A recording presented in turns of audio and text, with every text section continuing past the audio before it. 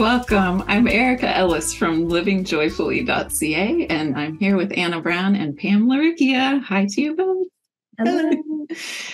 So in this episode, we're exploring a listener question. And before we get started, we just want to remind everyone that our Q&A conversations aren't focused on giving anyone the quote right answer, because there isn't a universal right answer for any situation that will work for everyone. So basically, we're just sharing food for thought through the lens of unschooling. Anna, do you want to get us started? I do. So this question is from Julie in Ontario, Canada. Julie has 5 children, ages 10 and under. And she writes, how would you encourage parents to best unschool themselves? I'd really like to be a better example of someone who follows their passions. My husband would love to do a job more suited to his passions, but feels stuck. I feel hypocritical with my kids because we encourage them to do what they love and talk about one day how it could lead to a career, but we aren't living this out fully ourselves. Help! Thanks for this podcast. I love it. Okay, so thanks, Julie. We really appreciate you writing in. And this is such an interesting question. And I would say what first came to mind for me is there's plenty of time. And I say it all the time. But, most of us have a lot of deschooling to do, and we can get there, I feel like, faster for our children than we actually do for ourselves. We're really focused on that piece of it.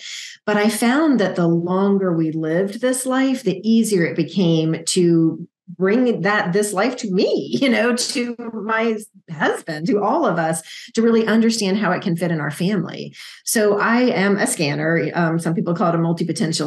Basically I want to do all the things. So I pretty quickly fell into this lifestyle alongside my children. And I will say that when my kids were young, one of my main passions was actually parenting and unschooling. So that was a big focus area for me in terms of my personal learning and how I wanted to spend any extra time I had. I didn't really want to do things that pulled me too far away from that or from my children. So I would look at our environment and see what could easily fit into our life that would kind of spark my interest. I did a lot of gardening. I kept chickens and bees. Those were things that I would end up sharing with our community down the road from that. They were just easy things I could do alongside my kids. We also did a lot of art and nature projects so that I could easily scale to be of interest to everyone involved, so that would, new art things were interesting to me. And I learned to just play games, video games, board games, otherwise. What I realized is that I don't think I ever really allowed myself to play games when I was younger in this way. I was too busy checking other people's boxes. And my husband, on the other hand, naturally fell into this lifestyle. Sometimes I think it was really him who led the way. So when he had a chance to leave corporate America, he did, and has never looked back. He loves adventure, and he really wanted to be around for our girls when they were young. So I think it'd be interesting to check in with your husband about what's feeling hard for him about changing directions, because that would give you a clue if there are things that you could do as a family that would help. What's making him feel nervous, or again, what's feeling hard? I like to ask that question because that gives us a really good sense of, are there things we can change? Are there some system pieces we can do differently? Is there a different way to approach this problem? And I like to look at things like that as a puzzle. How can we move towards this thing that we want that feels slightly out of reach? What next step can we take? Which kind of reminds me of the baby steps episode we did on the Living Joyfully podcast. But what step can we take towards this? We don't have to jump and leap there. We can just start to align our family with moving towards this place. But I also want to say that kids will still thrive in this environment, even if we're still figuring it out for ourselves.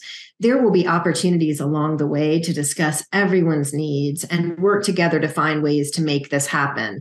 That in and of itself has so much value. Them seeing us learn and process and figure out new ways, that has so much value. But again, there is plenty of time. It's not a race. There's no perfect path. And what I found is that the learning just continues, all these decades later. Erika? Yeah. Hi, Julie. Thank you so much for listening and for your question. I did find it really interesting too. And I love Anna's point about there's plenty of time, because that is so true. And I also love that you're noticing something. You're noticing that something doesn't feel good, and you're open to exploring the possibilities and really figuring it out. So a couple things bubbled up for me when I was thinking about your question. The first was just maybe a lens shift. So I think sometimes when we realize that things are not feeling as good as we'd like them to, we can get in this kind of long-term view. And from there, it feels like what's needed are these huge changes and that they need to happen now. It feels more daunting and less doable. It feels like this big, important, kind of scary thing. Like we just need everything to be different, or even worse, like we need to somehow be different people in order for things to be better. And of course, that feels so challenging, maybe even impossible. Like, where do we even go from there? But what if the lens was just this smaller lens of what fun thing could I do today? What fun thing does my husband like to do with me or with the kids? It could literally just be an intention to do something fun. It's about lightening the mood and adding some playful energy. Kids are naturally mostly in that zone anyway, but adults could forget to go there. And maybe that one fun activity could lead to another idea of something else we might like to do. And that could lead on and on to so much learning. It could be fun too to just notice, like Pam was mentioning in her helping our kids find their passion episode that was on recently, to just catch yourself when you feel that little bit of curiosity about something and just comment on it. Like, I think I'm going to go look that up, or I'd like to know more about that. Just those little tiny examples narrating what it feels like to follow tiny threads of curiosity. Our kids can see us doing that and see some of the ways that we can learn about the world. I do think it could be valuable to dig into your husband's feelings about his work. Are there ways to make his life feel better without changing jobs? Are there other ideas he has about how to use his time? There are just so many aspects of working and time management and money and all of that to dig into in order to figure out what feels the best. But there are always, I've found, more choices available to us than we're usually aware of at first. And so being really curious about what's possible can lead to new opportunities. And that's not to say that it's not challenging. It certainly can be, but I've found that having an abundance mindset and really trying to keep myself open to possibilities has helped us find ways to make our lives fit us better over time. And I guess I would also just add that if trying to focus on fun or getting open and curious all feels really difficult for anyone who's listening, if that feels very difficult, you're not alone. There are definitely situations in life and phases in life that are just really challenging. Having a lot of young kids is challenging. Health issues can cause stress. Work stress that seems difficult to address can be just so hard to deal with. And so for times like those, focusing on stress management, or maybe, working in some somatic tools to reduce stress and anxiety, things like that, that's where I would really want my effort to be. And like Anna said, kids will still thrive even if we're still figuring things out. And so when things feel stressful and hard for me, I can allow the kids the space to do their thing while focusing my energy on caring for myself or caring for my husband when he's stressed out, trying to reduce the impact of those stressors in our lives. Knowing that there are challenging seasons of our lives that we will move through can help put it into perspective as well. But in any case, I think it's always valuable to show ourselves compassion and kindness, and then doing that can help us find that next baby step that feels good. And can I just say that I love how you use the phrase unschool ourselves. I think that's just so beautiful because it reminds me to include myself in the fun and the exploration of unschooling, and to accept myself and my husband just as we are, the same way that I'm trying to do for my kids. So I really loved that. Pam. Yes. Hi, Julie. Thanks so much for submitting your question. It has been really fun to think about. And I would like to just start at the end. You wrote, I feel hypocritical with my kids because we encourage them to do what they love and talk about how one day it could lead to a career, but we aren't living this out fully ourselves. Because first, I want to encourage you to be kind and compassionate with yourself and your partner. It's completely understandable that you don't yet feel like you're fully living this lifestyle, because it's not an on-off switch. It's a journey. It's deschooling, as Anna was talking about.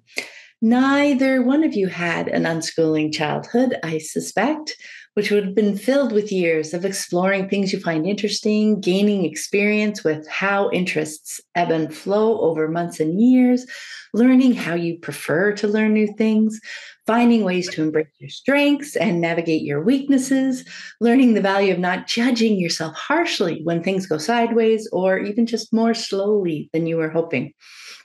So that's why we talk so often about the unschooling journey for parents. For unschooling kids, it's really just their childhood, right? oh, they're just figuring this stuff out along the way. But when we come to unschooling as adults, as parents, we are just starting to explore all these things now. We do need a lot of time to work through so much of the conventional wisdom that we've absorbed as truth growing up. Which is why, as Erika just mentioned, it's so cool that you framed your question as ways to encourage parents to unschool themselves, because that's the heart of it, isn't it?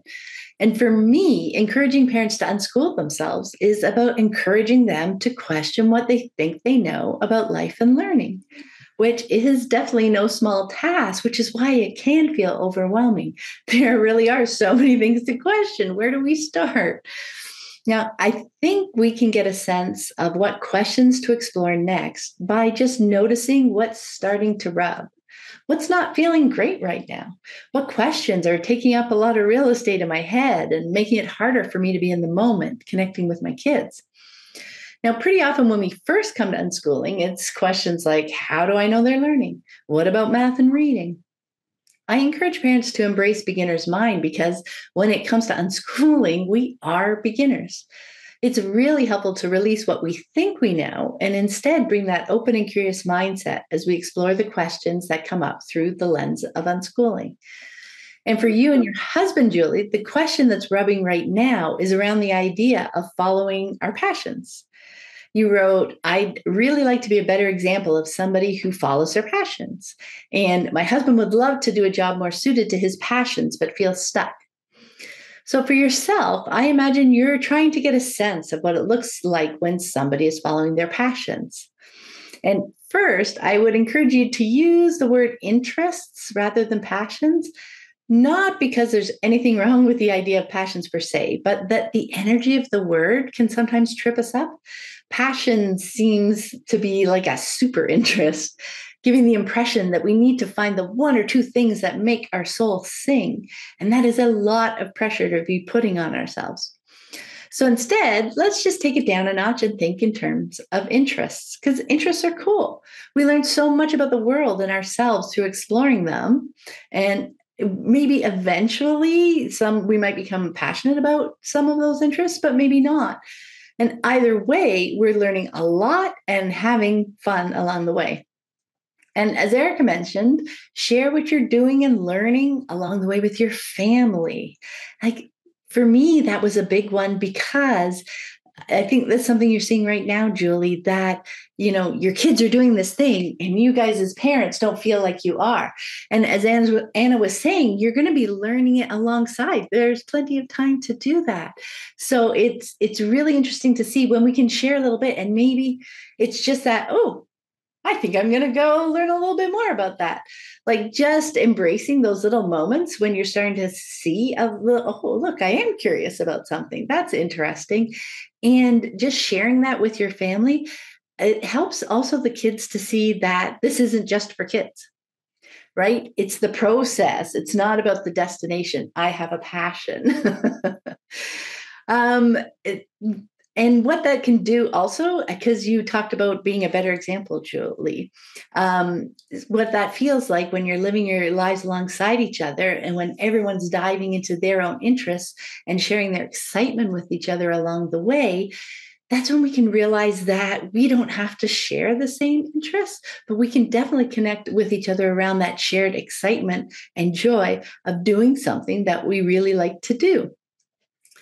And I love what Anna shared about how her interests changed over the years to align with her family's needs. That's another thing. If we're really trying to find a passion, something that makes our soul sing, that doesn't take into account the context of our family. We can find things that are interesting for us, and they can change over the years. So when her kids were younger, your kids were younger, Anna, and needed you to be close by, you dove into things that didn't take you away physically, things that the kids could enjoy doing with you if they were interested. Because again, there is plenty of time. This is what life looks like. It's not like our life is on hold while we figure out what our passion is. This is life, exploring interests and finding passions and seeing how it all weaves through our days.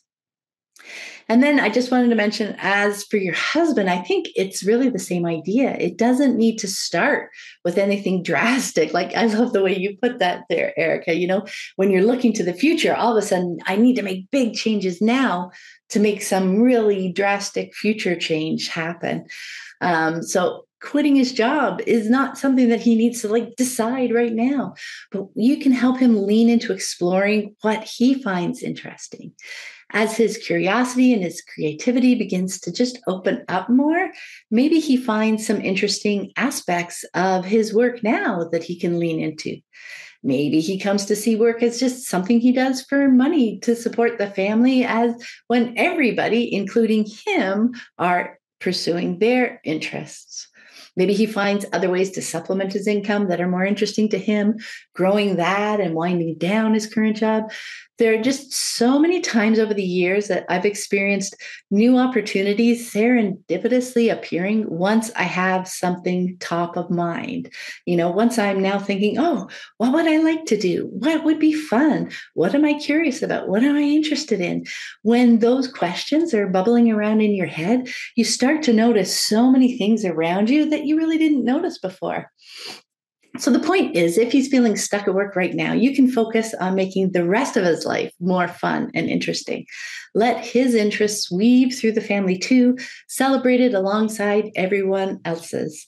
Lighten and loosen things up, and then just kind of see what happens. Because that's the thing. Instead of looking to the future and trying to make a path, really, you create a wonderful path by focusing on the moment that's in front of you, right? Just look for what is striking your curiosity. What are you interested in?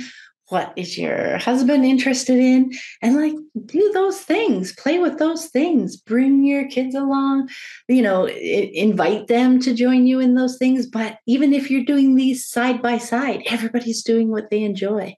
And it becomes like a lifestyle that we all live together versus this is what the kids do and this is what the parents do. Yeah, I feel like as you're talking about it being a journey and so much kind of maybe more difficult or more work for parents to unschool and deschool themselves than it ever is for the children. I was just thinking about, and we have all these societal messages maybe to deal with and some, beliefs that we have kind of created over the years or been given over the years. So maybe there are things like, am I even allowed to do something that's enjoyable for me? Right. Can I make these choices? Because we really do. We could end up with feelings of, but there's these things I should be doing, or I have to do. A job has to look like this, and my time should be spent doing these things.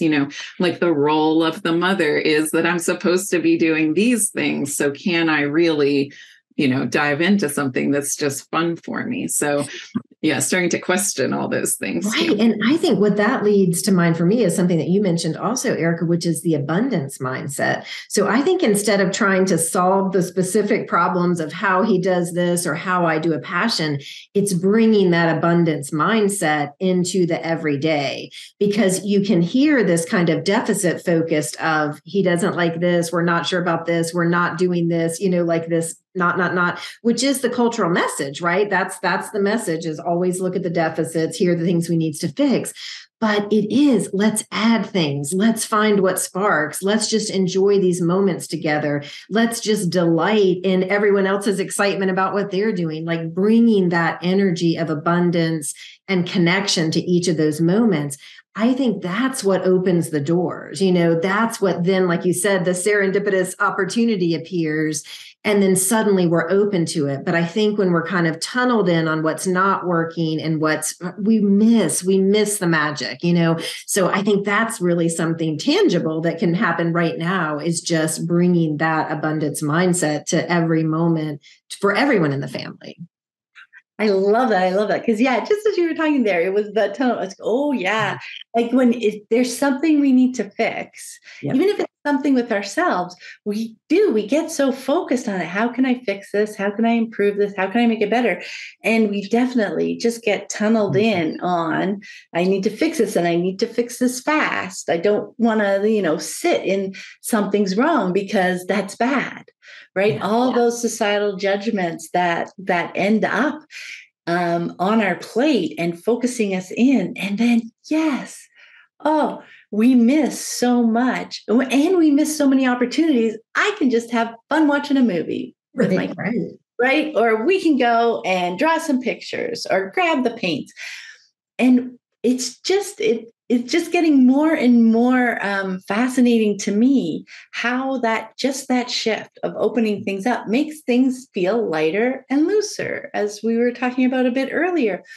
And for, your husband there who's maybe not enjoying his work, when you're so focused on that, even outside of work, that's what you're thinking about. Oh my gosh, if you're instead having fun and doing other things, that becomes a smaller portion of his day. Right? The stuff that he's not enjoying is a smaller portion. So it doesn't feel as heavy. It's a little bit lighter. He can start to pick out little things like, I don't really mind this, rather than saying, I hate my job. It just lightens things up so that we can look at things a little more closely, with a little less judgment, with a little less fear. There's probably fear. Okay, I've just got one quick thing that came from that thing, and then I know. But it's the examining our why, just like we talk about with the kids. So it's like, instead of this, like, okay, I hate my job, it's terrible. There's a reason that he's choosing to stay in it. And it may be because it's providing the money that he needs. It may be that it's close to the house so he doesn't have a long commute, or maybe it's, there's something about it. But if we can like revisit that, it's like, okay, I am actively choosing to do this job. I may not do it forever. It may not be meeting some of my needs, but let me revisit why I'm doing it, because that has such a different energy. And then that translates into this energy we're talking about in the home that's more abundant and more focused on what we can do. And again, that's where I've seen just over and over again, opportunities open up from that more expansive place. And now that you hit that why, I'm sorry, we're just going to go back. Because, okay, now don't forget it, Pam.